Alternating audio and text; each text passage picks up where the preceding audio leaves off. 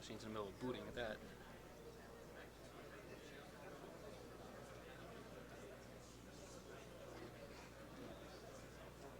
Fortunately, throughout the talk, it closed Windows and it speeds everything else up. But yeah, the only way I found I could get everything working is to have everything booted. Otherwise, we'd be waiting for 10 minutes for it to boot. During demos. I guess it crashed before you started. Yes. I accidentally bumped the screen close. Mike's actually live. Yeah, I know.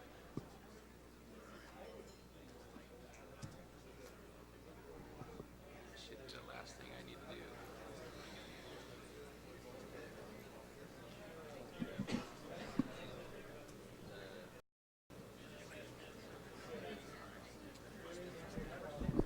Yeah. I'm ready to go. Sorry. Oh, he's.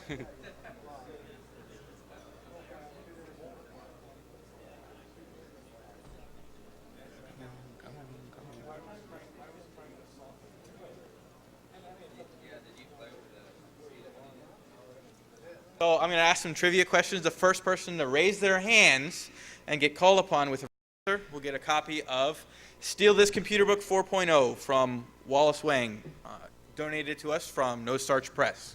So the first trivia question I have is, what does the stir fry function do in C? There is a string function like stir copy. Stir fry was somebody in the hand that I can't see. No, unfortunately it doesn't make tasty food. Anybody have an idea what the stir fry function does? Yeah, come on, go ahead and stir fry takes a string, a C string, and takes all the characters and using a very bad random number generator, mixes all the strings to it. One of the most useless functions in libc. All right, for our 3 o'clock talk, we have Seth Fogie from AirScanner. He will be talking about Windows mobile software to run your new fancy cell phones, what they can do, what they can't do, and hopefully how to break them. So, Seth? Thank you. Everybody, big hand for Seth.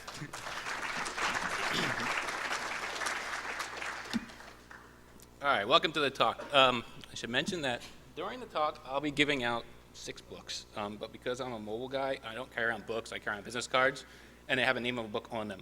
To get one of the books, I'm going to have audience participation, throwing out questions, and see who can get them. As you said, my name's Seth Fogie. I come from AirScanner. I work with InformIT.com, and they're the ones that donated the books. It's basically a subsidiary of Pearson Publishing. I also do a lot of writing for various other publishers, too. With my work with AirScanner, I do a lot of work with Windows Mobile research and security testing, and that's how I am up here. So as a quick overview, we're going to look at the past, what's already been done, what you need to know in order to get up to par if you want to start doing this.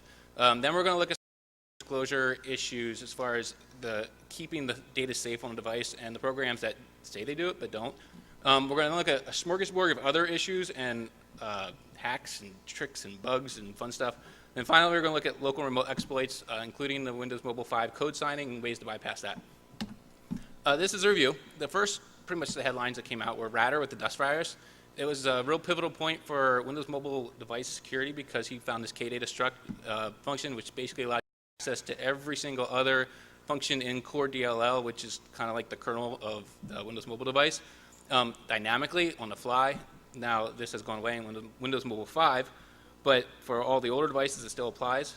I then did a presentation at Black Hat, covered shellcode, had a buffer overflow example, keyloggers, hidden backdoors, a whole bunch of basically looking at ways the malware could be placed onto a Windows mobile device.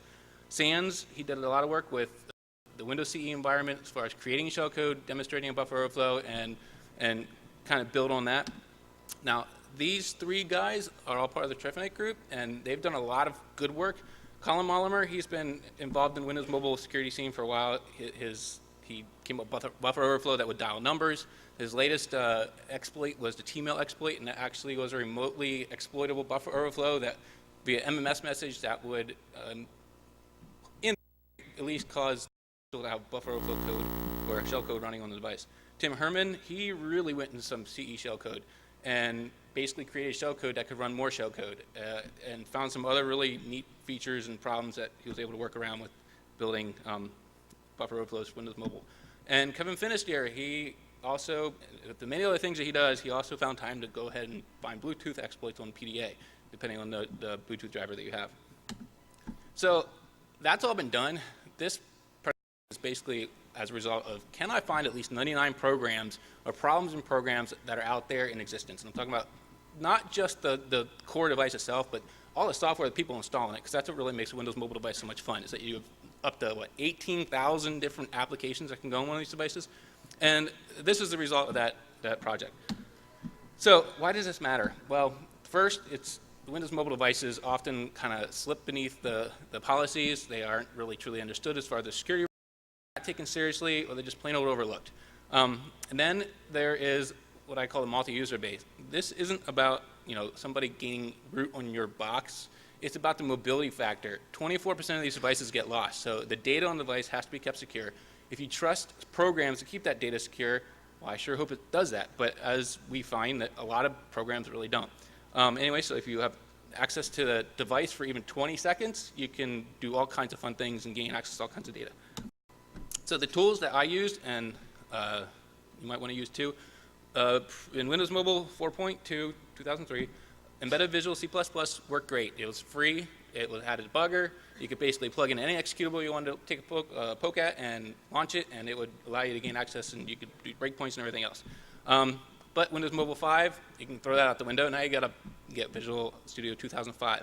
But it's not straightforward. You have to actually build a blank program, rip out the debugging from the exe, drop in the exe you want to target, and then launch it and trick the debugger into thinking that it actually has the original exe.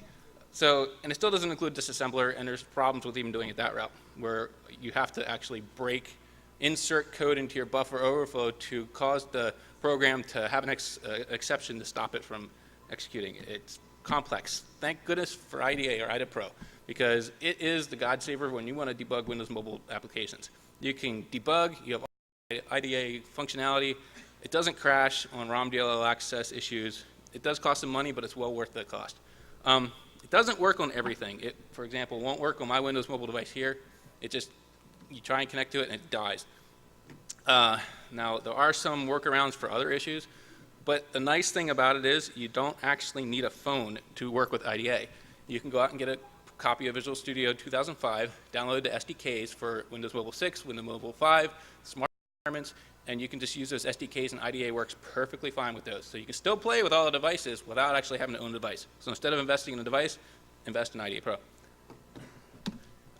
So real quick, the registers, there are 16 registers. R0 through R3 are used for parameters when you have a function call. If there's any more than 4 parameters, then they will get placed on the stack. Stack pointer address is located at register 14. Register 15 has the program counter address, which is being executed. Pay attention to your condition flags. They control the flow. The opcodes are pretty easy to understand. If you spend about 15 minutes in IDA with this, you'll be able to figure those out pretty quickly.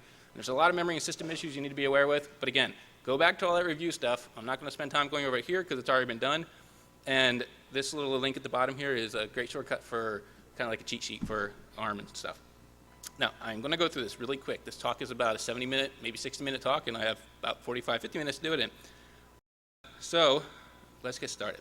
First is plain text passwords. Not a big deal, not really lead or anything, but they do exist en masse on the PDA. And the reason why this is a problem is, now I have my phone here. If I let somebody borrow it, they can literally steal all the passwords that are in plain text within 20 seconds by just plugging in a little card into the top, letting it run an auto run feature, and there goes my security. For any of those devices, my passwords, FTP, so on and so forth. But not all programs, thank goodness, use plain text passwords. Project Master encrypts the user and password, places it into the data file. But if you forget the username and password, there's this little feature called Forget Password down there, where you basically type in your favorite hobby, and then it gives you the username and password. But what if you forget that? Well, inside the data file, they tell you that value in plain text. And at the bottom there, Shmoo1854. So, I mean, they might as well just, take that value, plug it back into the answer, and now you have the username and password. So it's basically plain text anyway. And it's not just data files that are plain text. NVIDIA is a great example. They secure the username and password, drop it into the registry, when you're executing it, they unencrypt it, they paste it into a URL, and pass it to NVIDIA as plain text. So now NVIDIA has your eBay username and password, and so does anybody running a wireless sniffer. These other two programs are the same kind of thing. You got to be careful when trusting any kind of wireless or network device that's sending username and passwords. You can also access the plain text data inside of memory. For example, these programs secure the data on the device, but inside the data file, when you load it, it decrypts it and places it into the memory. So in this case, you just basically look for the string compare, mem compare functions inside IDA, and here you go. This is an example right from Project Master, and you can see the top one is my username, the bottom one is my password. The value I type in, or poke in, I should say, if it matches the plain text version, it'll pass through. How good is memory isolation between processes? Well, you're tied, well, you're basically, when you're debugging an application, you're tied to that little space for the application itself. You can jump into other memory ranges, so it depends what you're looking for. Like you can jump in the core DLL, you can poke around in other applications, but you'd have to know what you're looking for if you're trying to get into it, because it shows up in variable places, which is a problem with buffer overflows. We'll get into that later on. Anyway, here's the password in plain text in memory that is being decrypted for us. So if you can steal it, or the data file, you can steal the password. Okay, anybody have a laptop up and running? Here's the first question. What encryption does Password Master 3.5 use? And whoever gets me the answer first, it gets a book. Which, if you have a laptop up and running around here, well, not many people do, unless they're running Blackjack or something. I mean, Backtrack or something. So anyway, Password Master, you can completely bypass the encryption scheme on it by overwriting bytes in the header of the data file. You're overwriting bytes 50 to 6F, and with a value that you know. And when you type in, I mean, you can just take your own data file, pull those values out, plug it into the value you don't know, or the file you don't know, and the file opens up right for you. And if you don't put a hint in, then it'll just simply open up for you anyway. So is anybody looking for that one? Oops. You're looking? All right.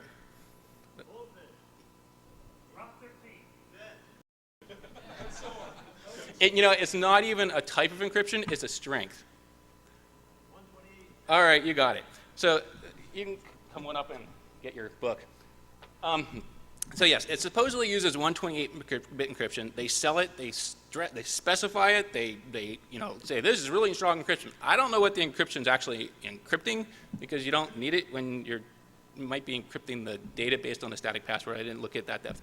But anyway, all these other file programs, they do the same thing. You can just simply overwrite values in the file, and it'll open it up for you. It's not just the files, but you can do the same thing in the registry.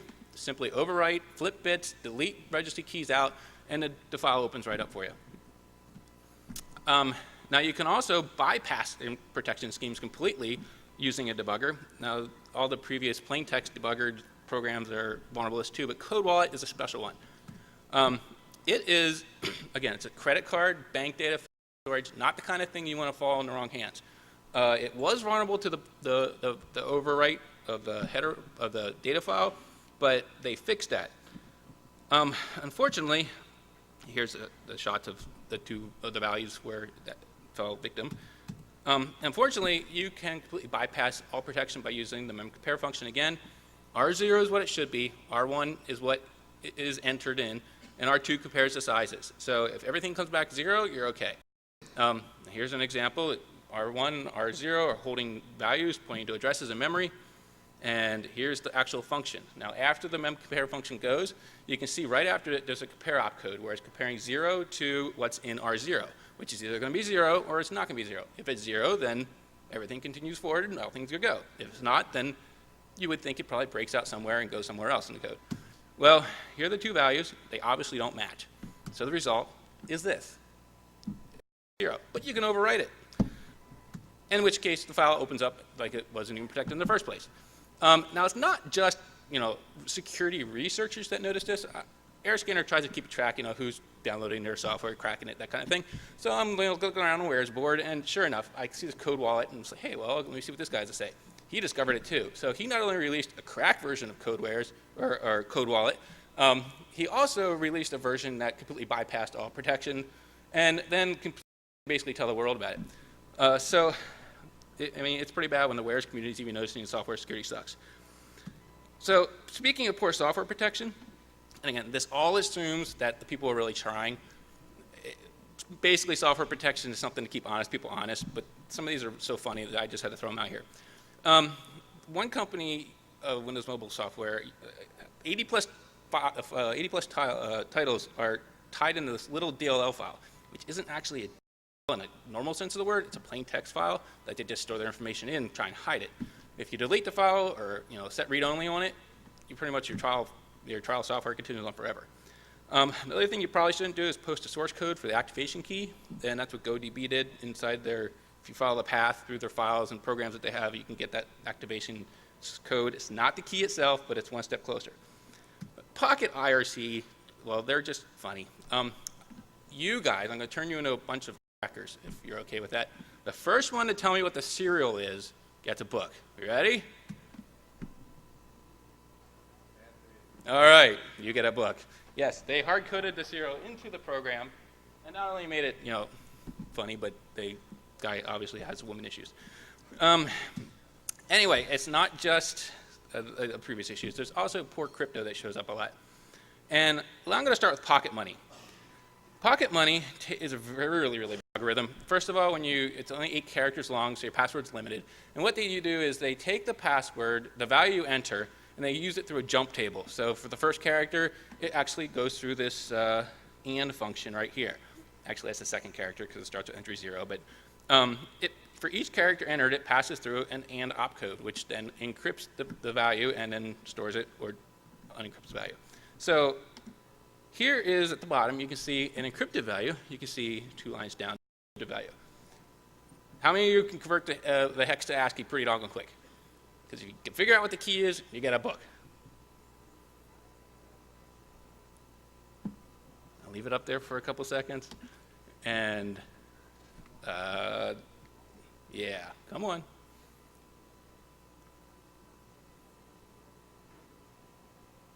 See the people straining, thinking, reading. Anybody got the first letter? The ASCII letter. What letter? I'm looking at 70. The middle line. I should tell you which line I'm talking about here. The middle line is the actual key there. So the first character is a knack. It doesn't count. But the second character is 70, hex 70. What is that? I really want to give a book away. So it should be lowercase p. Second letter is lowercase m, then O, then N. Money. All right, you get the book. Yes, the password they're using to protect their data is p-money, and through an add algorithm. So it's not just p-money, but BullGuard. They encrypt their user information, and here you can see it in the file. The actual password is A, which you can see at the top line there. In hex, it's the following. But if it's so bad that in theory, if someone wanted to make a key log, a decryptor, it could be done in a Perl script if someone wanted to do that. Now, one pass, these guys caught our attention, not really for any obvious reason, but the Pocket PC Magazine Award is probably one of the bigger things in the Pocket PC community. They won, we didn't. So, does anyone notice a pattern here? And this is the password key for 22.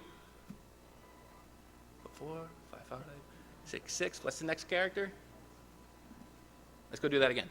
2, 2, 3, 3, 4, 4, 5, 5, 6, 6. Yes, 7, 7 is the next key, but what's the next character is changing there? 0 what? D? You right? And you get a book. Good guess. 0D. They shouldn't be stored in a registry. It shouldn't be that easy to crack, but it is. So it's not just information disclosure. There are lots of programs outside of that are vulnerable to various things. Sure. Pocket Internet Explorer in the older Windows Mobile 2003, which still is about a 25% market share according to the way we see downloads, it'll instantly crash on a cascading style sheet error. Mike Kemp recently released something on Windows Mobile 5 that is in a WML file. Actually crashed the the Internet Explorer, but it will freeze it for about 5 minutes. And you could probably extend that. But what's really interesting in the old version of Pi is that DOM is completely broken, or maybe doesn't even exist at all. Using JavaScript from a public website out there on the internet, you can basically have JavaScript that can read the files, make the files show up in frames. You can read those files in. You can do all kinds of fun things. Now, besides that, there's cross-frame scripting, which if you go way back, this is where cross-scripting got its original name from. And that's where you can have a domain in one frame and a domain in a different frame, like eBay over here and CNN over here, and eBay can actually write to CNN and read to CNN's page, which means you can overwrite any of the content on the page. Now, Johnny Long, his website wasn't hackable or anything, but inside Pi, this is what I was able to do: add my own little note to his old site. Thanks, Johnny, for letting me borrow that. And you can see at the top there's other problems, such as the old user pass URL, where you can plug anything in there, and you can also hex encode the URL itself. So it's great for phishers. It's like a fisher's dream come true if they want to target Pi. Now, Internet Explorer local file access vulnerability, about a month ago, you can determine whether or not a file exists. People remember reading about that? Maybe? Well, it affects Windows Mobile 5 as well. And earlier in a talk today, Billy Hoffman gave a great presentation, and I'm going to go see the second one because the first one was so great.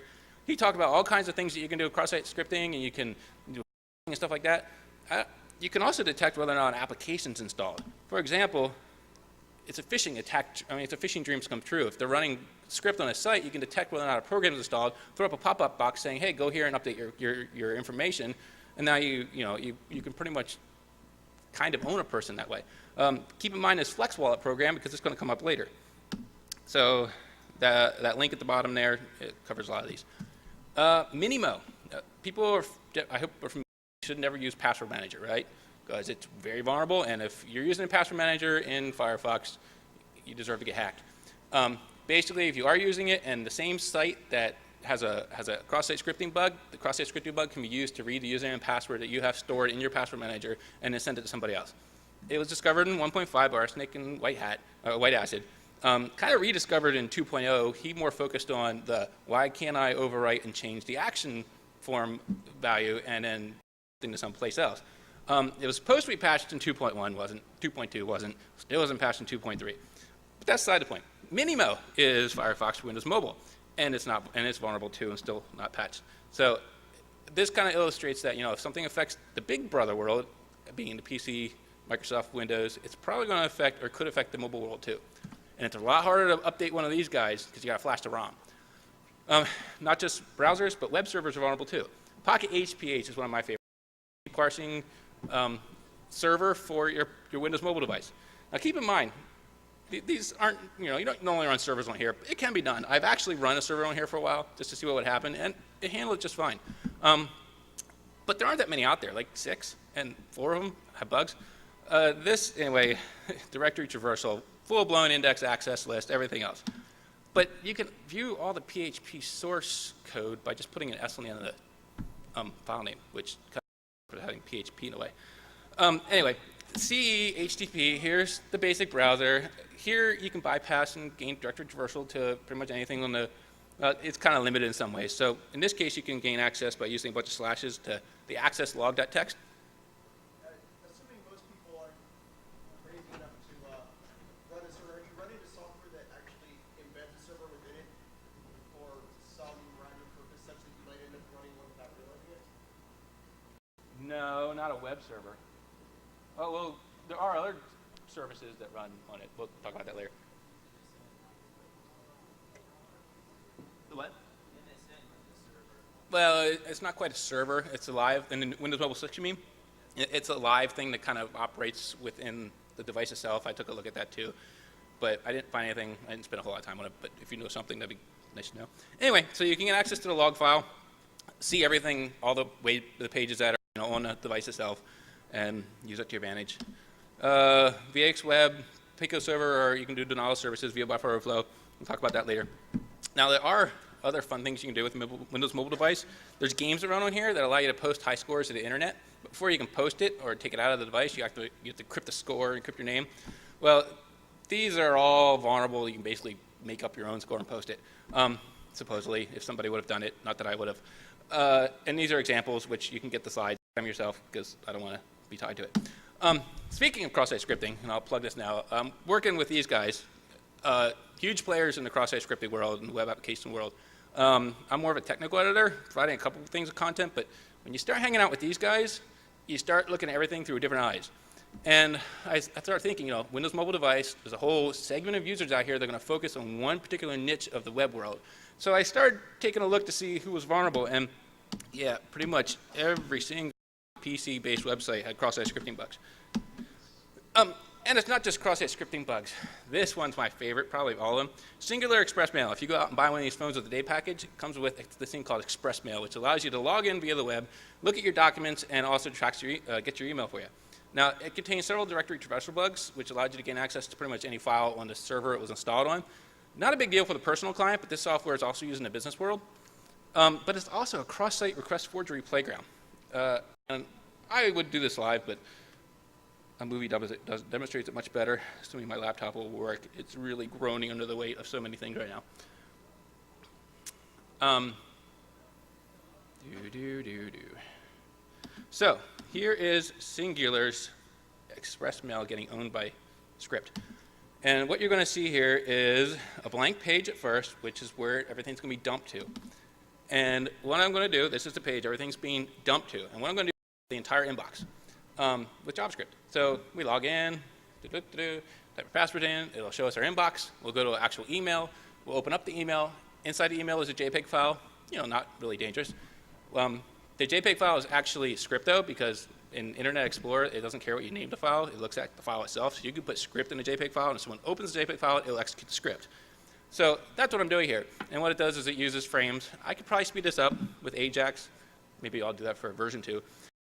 Frames. And it creates a dynamic frame, loads the inbox into the frame, sucks everything out with inner HTML, parses it out, locates the URLs for each individual email, loads each email into the frame, sucks each email out, stores it, and then when it's all done doing that, it'll then submit the entire contents to an offsite server. I mean, the user really has no clue what's going on right now. And again, this is pretty slow because I'm using actual frames, because I'm more old school when it comes to this stuff. But you could definitely speed it up with cross-site scripting, with Ajax. So we wait, and it should be about done here.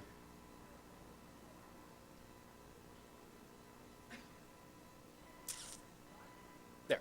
And now the damage has been done, and we'll take a look down here at our bucket.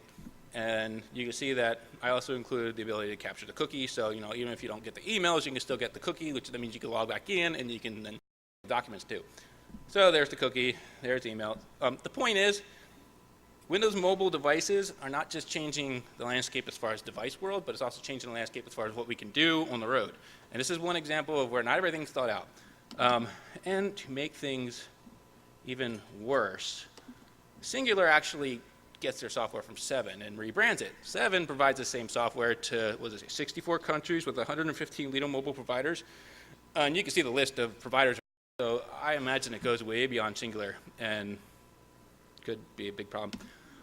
So you can also, you're mentioning services, and here we'll have an example, if my computer can handle it.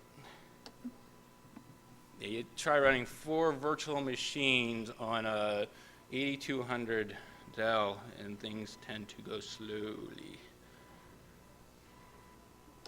Cancel that for now. I'm going to run this out of a program called Linux, and basically what this is going to do is going to spawn a password box directly onto the target machine, which can be done from anybody anywhere in the local network. So here we are, it's writing the packet, and there you can see the password box showed up. Again, no interaction from the user. The password box shows up. What are 99% of the users going to do? Oh, well, what's my password? I guess I'll type it in. And here you can see back here in our Linux, it glanced password and put it on the screen. So that's just one thing I want to do here. Next, let's jump over to Wi-Fi tunes. This is hilarious, and I kind of get away from Windows Mobile here, but Wi-Fi tunes, it's a great little listener for iTunes. You can listen to it's kind of like a client, right? So you can listen to your shared music. Here's Seth Fogie's music. And I discovered that you can do fun things like spam the whole entire network with fake music lists. And it goes way beyond that, and this doesn't really have anything to do with Windows Mobile, but it's too funny. And has anybody seen this before? No? Oh, it's funny. Just take my word for it, and I'll show you why. Not that window.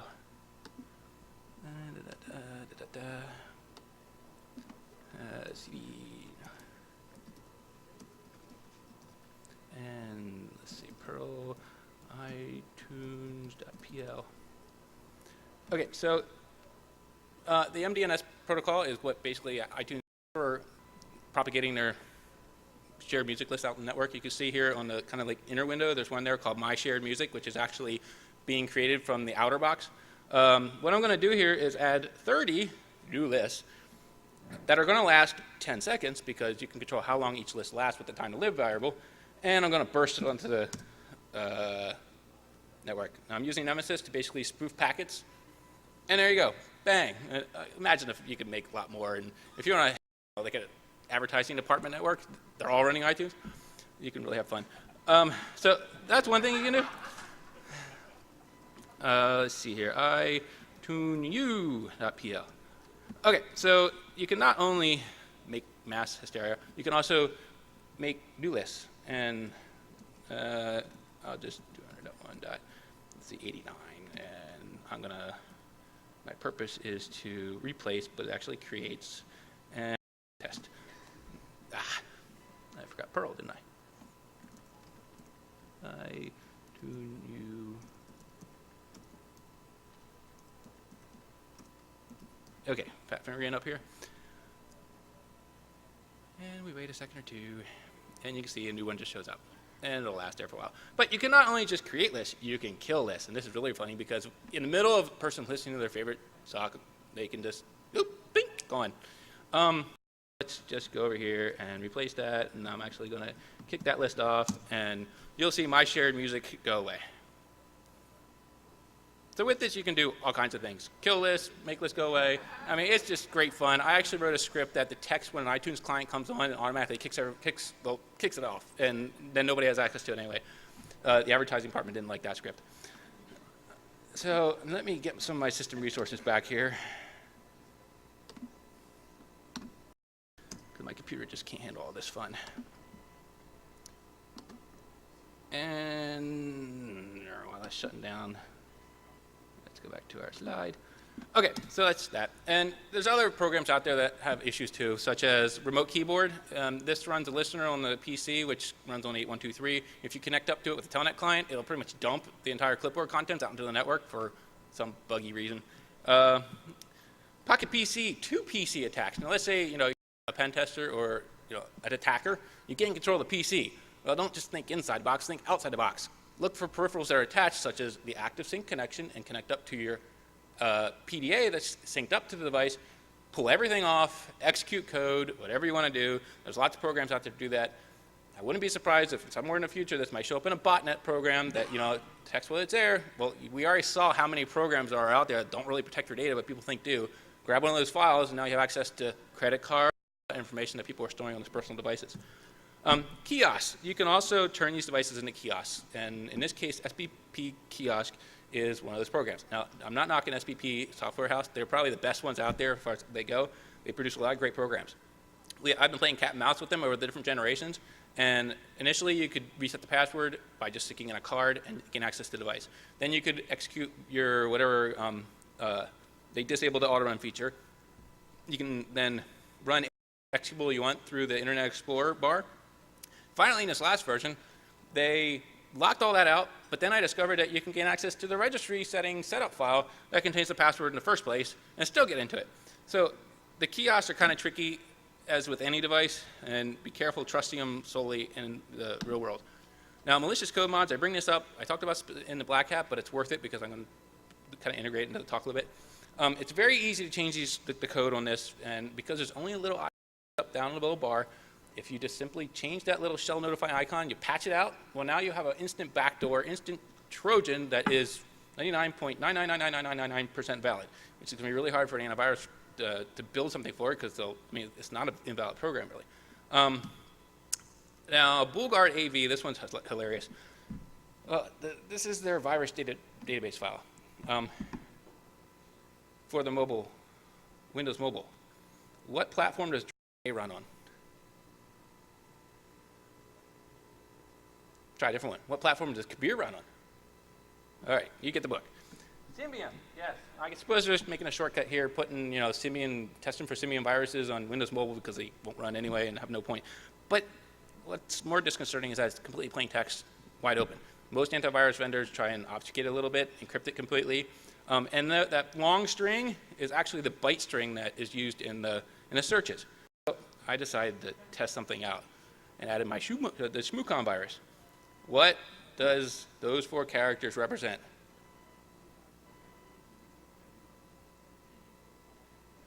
The PE header, first 4 bytes of every DLL and EXE and control panel and cab file on the device. So if you can get a buffer overflow in there or just overwrite it with, just inject your own any which way, many ways to do it, you end up getting a lot of viruses that you can, automatically delete. 81 viruses on my device, that's a whole lot of viruses. So here you have the Shmoo1854 virus. To make matters worse, this same basic package is available and rebranded with other vendors. Now, the Windows wireless, if you're into wireless networking, cracking, hacking, whatever, you're probably familiar with Karma. It basically instantly listens for probe requests coming from computers, instantly establishes, turns itself into that kind of, and then establishes a connection to the device, creates pretty much a backdoor to the user. Well, the same thing applies to these devices. I have a card that you plug into one of these. It's a Dell 802.11b card, and it sends out probe requests for the word Dell, even if I've never connected to the word Dell before. Now, the Axum sends out requests for 32 byte, kind of random values, it's a driver-related issue. Again, I never put those in there. Now, it also sends out requests for the ones I did put in there, so it's vulnerable to that too. But kind of to make it worse, the Windows Mobile user is formed when the connection is established. Usually at the top, little icon flips, but it doesn't in this case. It just stays. And there's no request saying, hey, do you want to connect to this network? Which is kind of an additional security feature in Windows Mobile 5. Now, you can remotely control these various other ways. The Pocket Transfer, LapLink, Pocket Controller, they're all programs that you can connect up your PDA over a network, and you can kind of control it and debug things and stuff like that. But there's no authentication. You can emulate the whole connection. You can basically just send it a string of data, and it'll instantly soft reboot it or whatever. Now, last year, the VNC bug that was out, the one where the client itself was insecure, and it basically allowed you to instantly gain access to any VNC server. Remember that? Nobody made a Pocket PC version that was released. I'm really disappointed in that. At least not officially, but it might exist. Anyway, Windows Mobile 5 code signing. This is what makes Windows Mobile 5 secure. Its primary, you can read it, defense against malicious code is not to run at all. So when you try and run something on a Windows device, it'll say, hey, are you sure you want to run this? It could be malicious. Unless it's signed. And if it's signed, then it will instantly go. There are 2 different ways of looking at this. Smartphone, 3-tier. Windows Mobile phone, 2-tier. 2-tier says it's either untrusted or it's trusted and can gain access to everything. Smartphone says it's either untrusted, it's kind of trusted, where we'll let you gain access to most of the stuff, and it's fully trusted. To get fully trusted on one of these guys, you've got to have the program signed, certificate matching that's installed on the device. The vendors do have a bunch of certificates on here, so you can do that. But you can also create your own certificate and sign your own get your cab files. And if you can install your certificate on here, then you can install anything else on here as well. So here are the ways that we can bypass Windows Mobile 5 code signing. First of all, if you have a buffer overflow, it's going to run in the context of the executable that you're taking advantage of. So now you can do things like disable all signing via registry hack. You can also spoof a user with a mouse event. You can sign your malware too. That's another approach. So let's break out of here and let's actually look at Windows Mobile 6 Professional Emulator. Here we have message box. I click on message box and it is not allowed to run right now. Okay, so there we go. It's not running. So I'm going to say no. Now what I'm going to do this first round is I'm actually targeting called PAM. And PAM is a stock program. You basically get a list, you download it, and it updates it. So it'd be pretty easy to say, hey, get this great list. It has a top 500. However you want to get in there, it doesn't matter. The first approach, though, I'm going to take is I'm going to attack it from the PC side. I found a device. It's a Windows Mobile 5 device. I want to execute my own executable on there. I want to be able to attack it. So what this little guy does is using those methods I talked about, it'll first copy over the buffer overflow data, the data file that contains the overflow. Holy cow. It will then copy over the FTP server that's been made invisible. It will then start the PAM program, which will then read the overflow file and execute the overflow code. And then it will start the FTP server. In the overflow file, there's actually a sleep command, which then waits, allows the FTP server to execute, and then the rest is history, as you'll see. I should probably call this look ma no hands, because that's basically what happens here. And as long as everything's working right, demo. All right, copying, it's executing, and it's executing. And over here, you can see, look, no hands. 3, 2, 1, oop, there it goes. And off. And now we have an FTP server installed backdoor, which will always run every time the thing's booted. Okay, so that still doesn't take care of a problem with the message box, but have no fear. Let's go to round 2. And this contains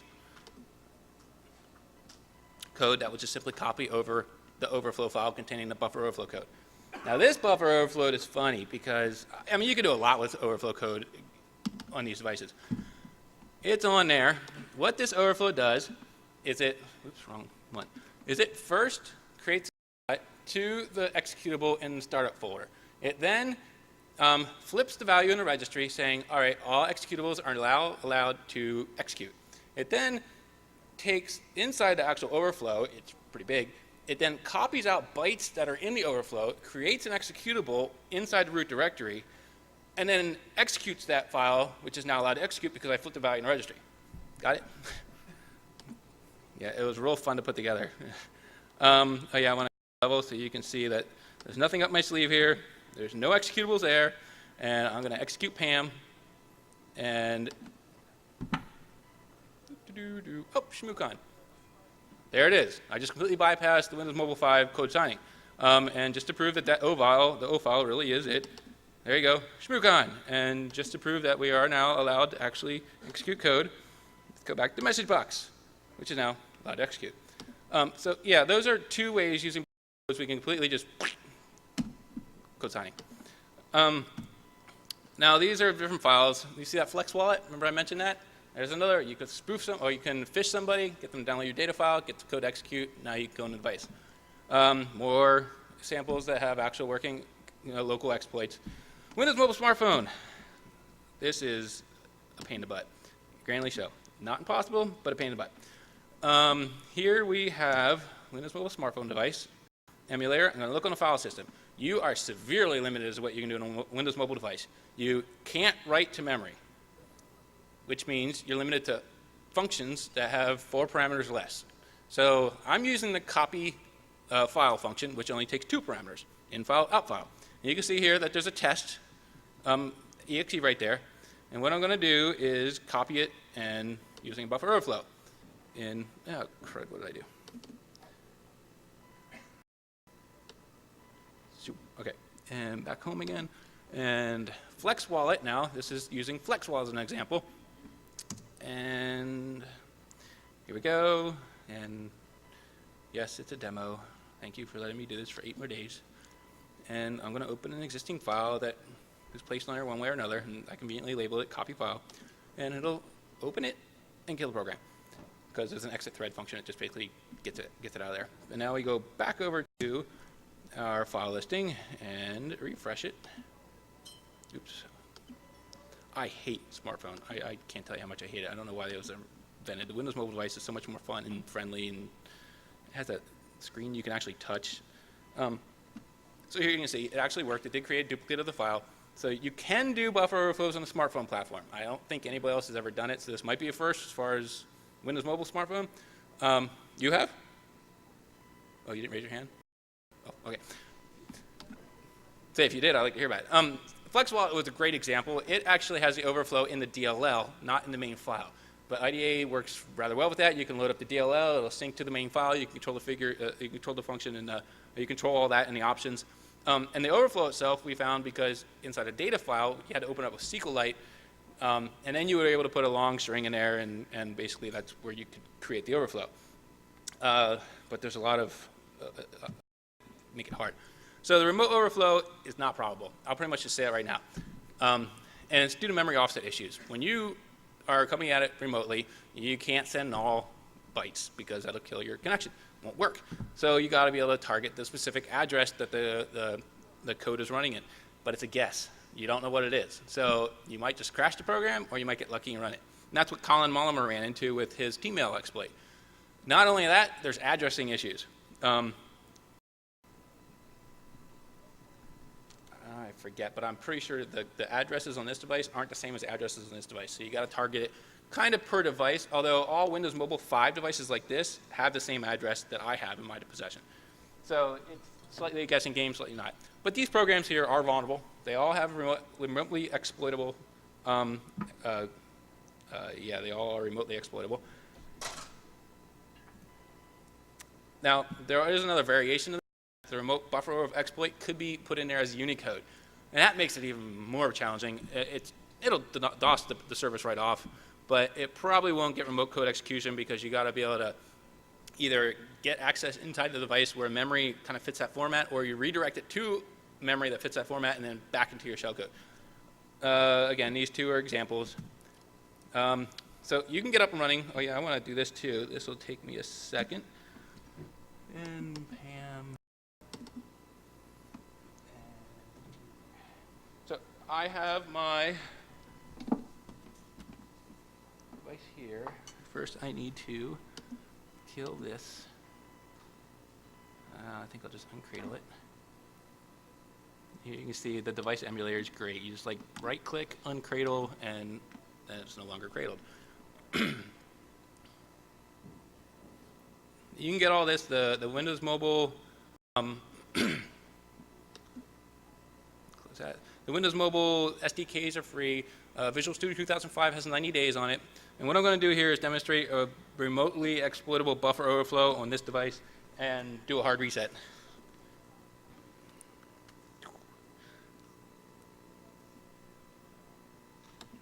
But as you will see, hopefully this thing will sync up.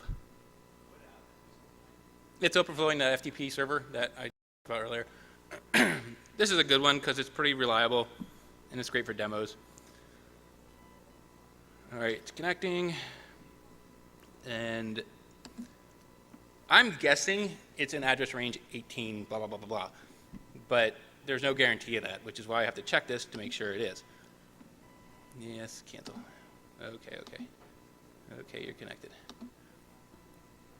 While that's loading, again, you can get set up to ActiveSync 4.5, use DMA as the method to connect up to it. And I haven't seen any obstacles so far. You can completely control the emulators from being wide open or being super secure, so you can change all those settings in there. In summary, the Windows Mobile software is kind of risky. You take a chance because you can't trust the vendors, as I kind of demonstrated. It's not always easy to test the programs. There's not really many people out there looking, especially compared to the PC software community. And code signing is really only as good as the software. But let's jump back over to here and see if our values have dumped in. They have. And what I'm looking for is FTP server, and it's running in 18. And I come over here to my command prompt. Here you can see the program. And PDA exploit 190.200.1.85. And it's running port 21, and the offset's 18, and device, 18 device type is 1 in this case. And it will take a good 15, 20 seconds for this to go because the computer's slow. And eventually you'll see this thing flip off.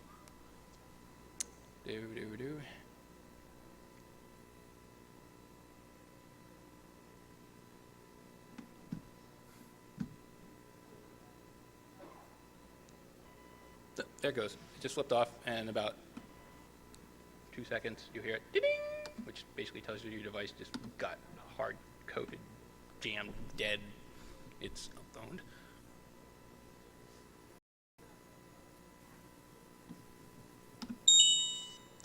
Yeah, hard reset. I gotta reset that thing up again. So, special thanks to everybody on this list and many, many more who have been part of the community, looking into this stuff and working on it. Any questions? Somebody didn't get a book? Yeah. I'm sorry, what? Oh, you mean inside the, well, they've done a lot of Mobile 5. The platform itself, that's what Windows Mobile 5 did with the code signing. What can you do when a third-party program is installed on a device and it's vulnerable? There's not really a whole lot. I mean, you're limited. Microsoft is limited. They got to have usability versus functionality and security. So, I mean, I don't blame Microsoft for this. Windows Mobile 5 is a billion times more secure than previous versions. The people that did the code review know what they're doing, knew what they're doing, and I trust in their work. There are some minor bugs, but like in previous versions. Anyway, you can have a book if you want, because you asked a question. And I don't have any more books, so that doesn't mean you have to ask more questions. But anything else? Yeah.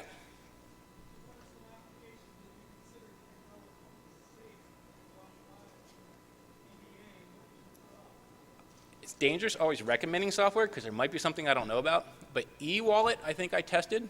If you're looking for that kind of genre of program, all the other ones are open to. I mean, depends what kind of software you're looking for. Of course. Yeah.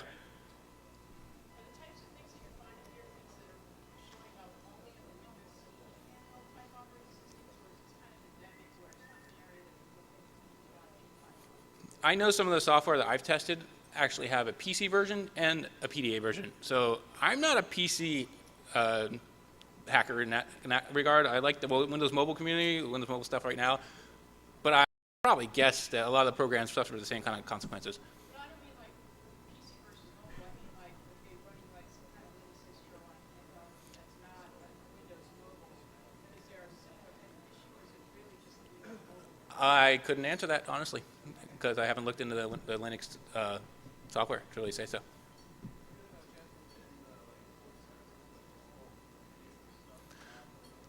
The core services are going to be really hard to get into because they're running in particular environments, or it's ROM, it's not RAM. So it's not as easy to exploit, although Colin Oliver did it with his Tmail exploit, because that is running as a core service. So I'm not saying it's impossible, but it's harder to debug too.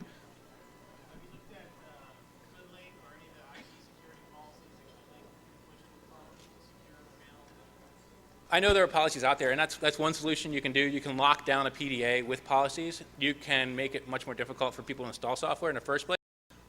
Again, all these things I've shown today were really third-party applications. If the third-party application is part of the equation, then you're pretty much, I mean, you're hoping it's safe enough. All right, thanks a lot. Hope you enjoyed the talk.